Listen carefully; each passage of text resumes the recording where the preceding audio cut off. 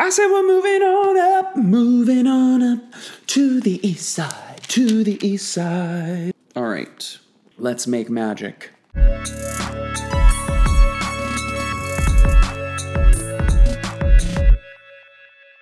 Hey everybody, my name is John and welcome to ADITW, A Day in the Word, the internet's favorite Bible study. Welcome to another show. We are moving right along in our study of 1 Kings. I hope you are enjoying it. We're going to continue to dive into the life of Solomon today. Now, I want to be real with you all. I know last week I asked you to read 2 whole chapters. I know it was a lot for some of you. I got a lot of emails, a lot of complaints. I apologize. I hope that you're recovering well. In the hopes of helping you with that recovery, I only have 6 verses for you to read today. So if you would please right now take a minute and read 1 Kings chapter 8, verses 1 through 6.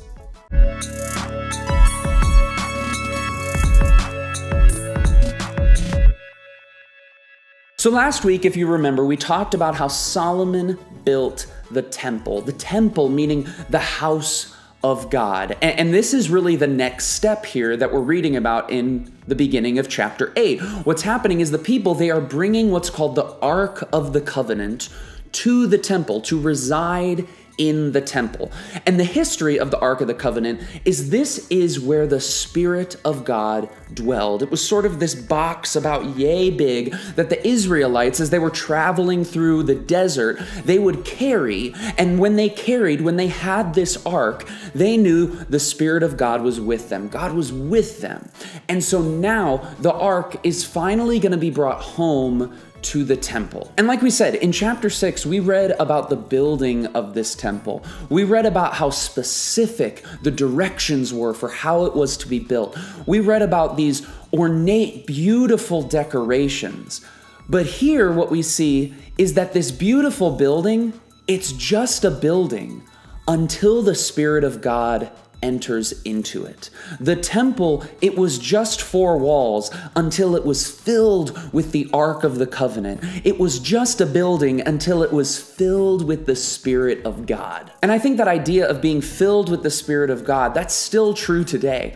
Like, you can have the most beautiful church in the world, but until it's filled with the Spirit of God, it's just a building. You can have a worship team that has the best singers and the best musicians in the world, but if the music that they're playing isn't filled with the Spirit of God, isn't done with the heart and purpose of giving glory to God, then what they're playing up there, it's just music. It's just noise. And this, of course, goes far beyond the walls of the church and into each and everything that we do, whether it's our jobs, whether it's the home that we're building, whether it's our relationships or our marriage. And the principle that I was reminded of through reading this chapter is that people build, but God fills.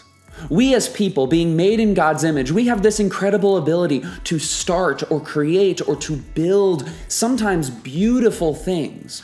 But it is only once they are filled with the Spirit of God, it is only once they are truly dedicated to the Lord that they begin to do powerful, amazing kingdom building work. For me, I can produce really well-produced, well-edited videos, but if they are not filled with the Spirit of God, if I do not dedicate each and every video that I post online to the Lord and ask God's Spirit to fill it, then it's just a video. I think what we learn and are reminded of in this chapter is that what the Spirit of God does is it takes everything from the beautiful to the ordinary, and it takes it out of the physical realm and brings it into the spiritual realm where the impossible can happen. I would love to hear from you.